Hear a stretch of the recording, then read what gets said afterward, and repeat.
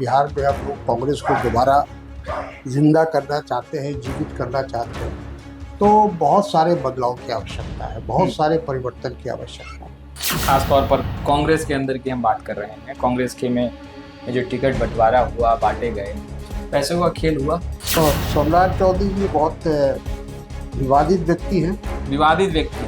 हाँ, तेजस्वी निश्चित जाहिर है कि उनको तो विरासत में राजनीति मिली है। फिर उनके जेल जाने का को लेकर उनके ऊपर हत्या का आरोप है।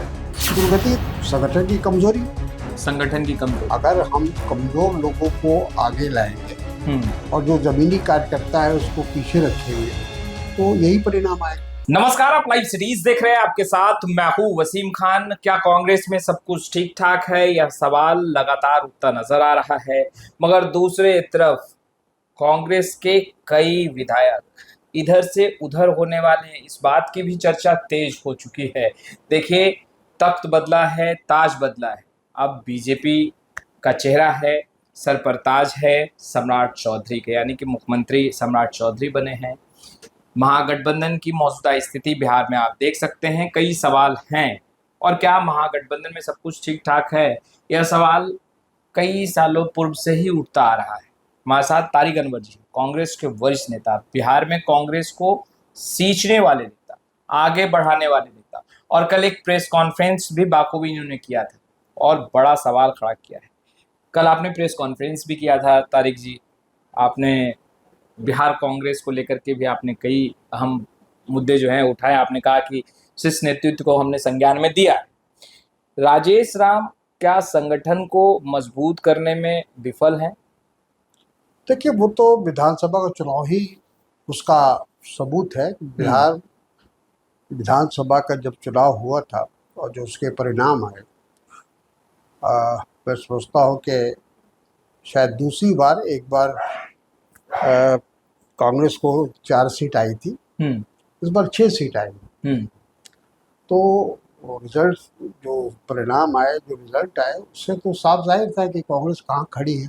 बिहार विधानसभा चुनाव में जो जिस तरीके से टिकट बांटे गए, खास तौर पर कांग्रेस के अंदर की हम बात कर रहे हैं, कांग्रेस के में जो टिकट बंटवारा हुआ, बांटे गए, पैसों का खेल हुआ।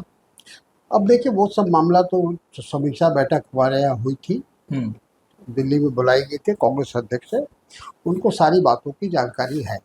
नहीं, आपको क्या लगता है? नहीं, हमें इस संबंध में कुछ नहीं कहना। अच्छा, विधानसभा में हार के पीछे का कारण सही उम्मीदवार चुनावी मैदान में नहीं उतारना, आप मानते हैं? एक वन ऑफ द रीजन वो है, एक कारण वो भी है। कांग्रेस कार्यकर्ताओं को नजरअंदाज कर रही है, जो बिहार में शीर्ष नेतृत्व है, चाहे प्रदेश अध्यक्ष हो या फिर अन्य बड़े नेता। नजरअंदाज कर रही है मतलब जो कांग्रेस के मेहनती कार्यकर्ता हैं, जिन्हें आगे बढ़ाना चाहिए, या उन्हें नजरअंदाज किया जा रहा है? नहीं, कांग्रेस में बहुत सारी कमियां हैं, उसको दूर करने की आवश्यकता है।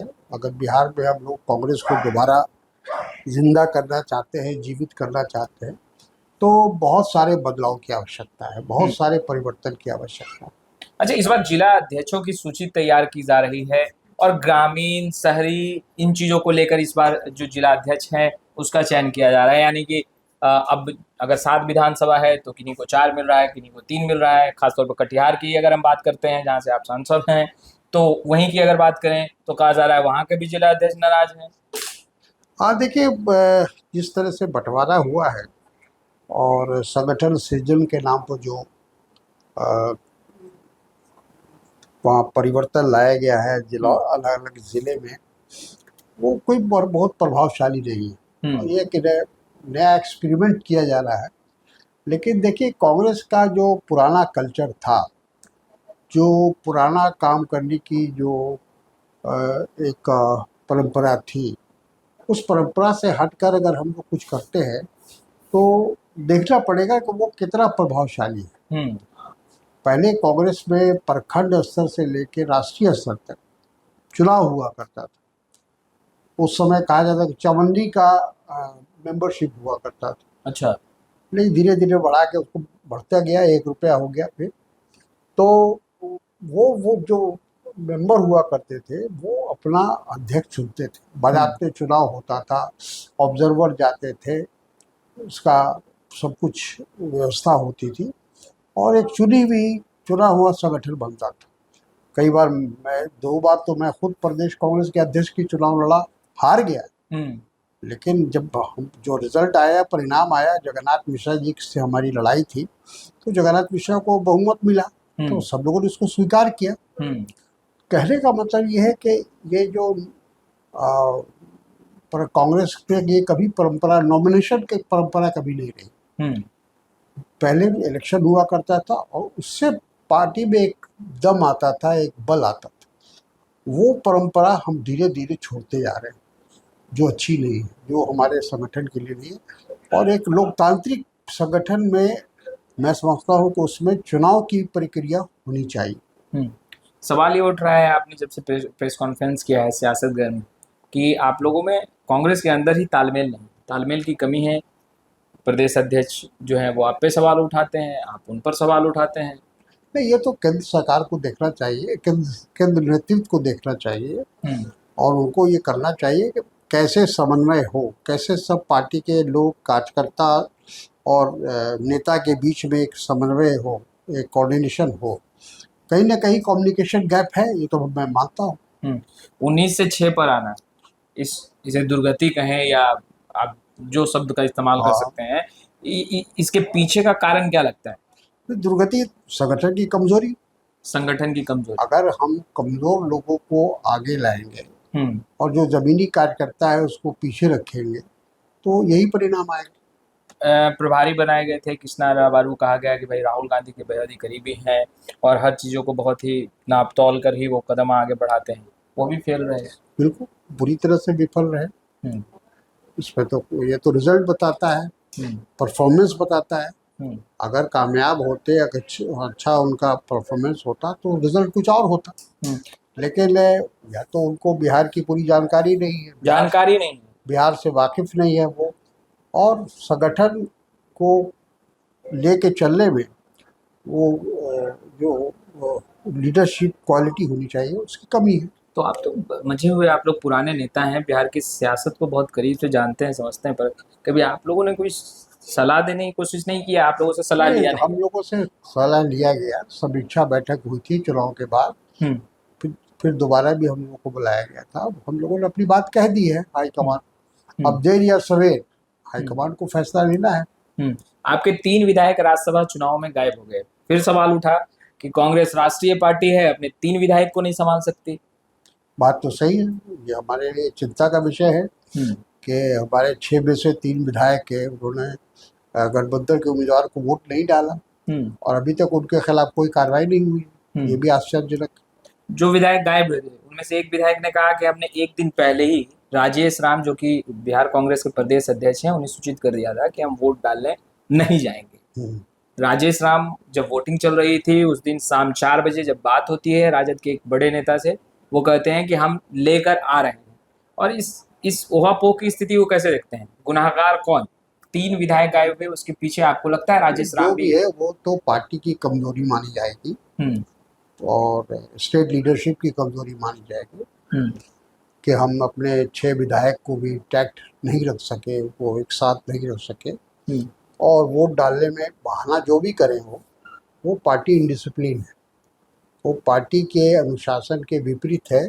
कि जो विप है, जो पार्टी का लाइन है, अगर आप उसको टो नहीं करते हैं, उसको फॉलो नहीं करते हैं, तो एक प्रकार से आप पार्टी के खिलाफ काम कर रहे हैं।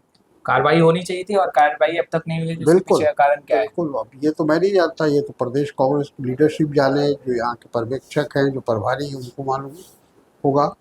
क्योंकि इससे तो इंडिसिप्लिन बढ़ेगा।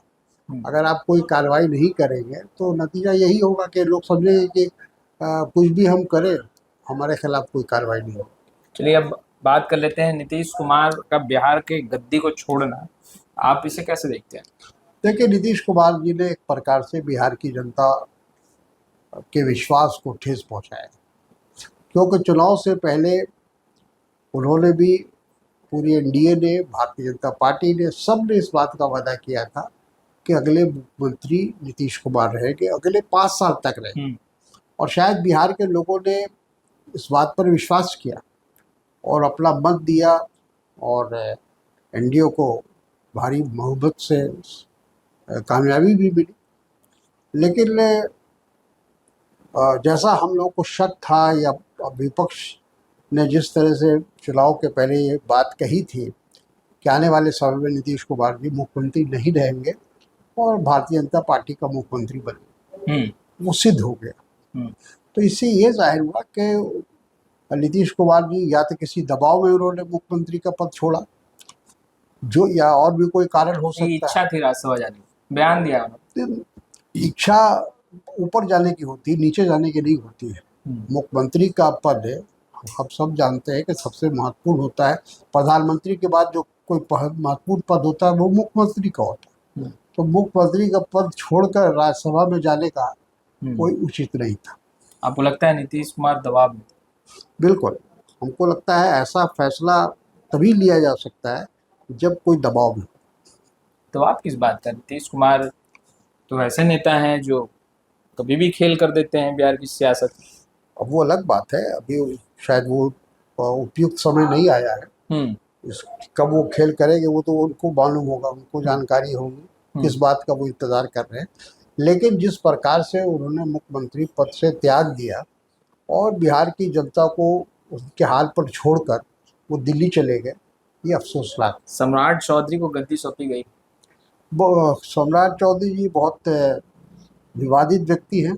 विवादित व्यक्ति? हाँ, पहले दिन से उनके खिलाफ बातें चल रही हैं। एक तो उनके सर्टिफिकेट को लेकर, फिर उनके उम्र को लेकर, फिर उनके जेल जाने का को लेकर उनके ऊपर हत्या का आरोप है।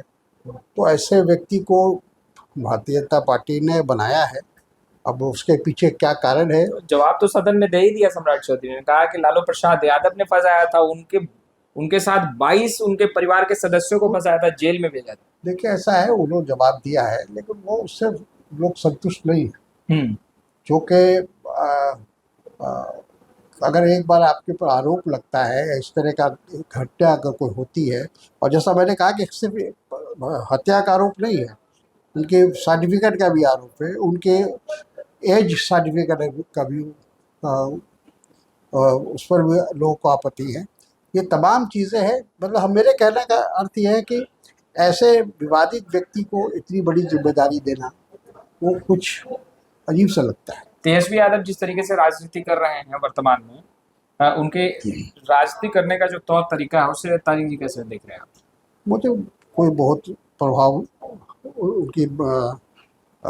उनके जो काम है या उनकी जो तरीका है उससे हम कोई प्रभावित नहीं।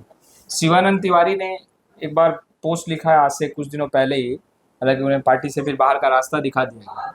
उन्होंने कहा कि तेजस्वी यादव को आंदोलन का रास्ता इख्तियार करना चाहिए और बेशक जनता से जुड़े हुए मुद्दे पर सड़कों पर उतरना चाहिए। फिर उन्हें बाहर का रास्ता दिखा दिया गया। आपको भी यही लगता है? नहीं, मुझे लगता है कि तिवारी जी ने सही कहा। वो बहुत अनुभवी व्यक्ति है, एक लंबे समय तक उन्होंने संघर्ष किया है और उनके सुझाव को गंभीरता से लिया जाना चाहिए।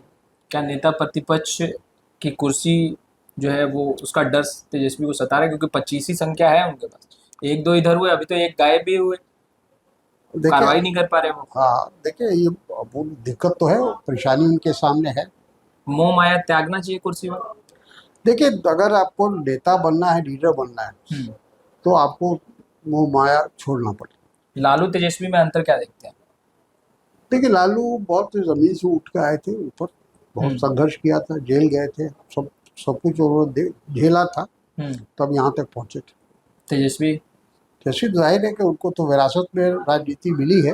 विरासत में मिली, हाँ, लेकिन वो ये हम मानते हैं कि प्रतिपक्ष के नेता के रूप में वो अच्छा काम कर रहे हैं।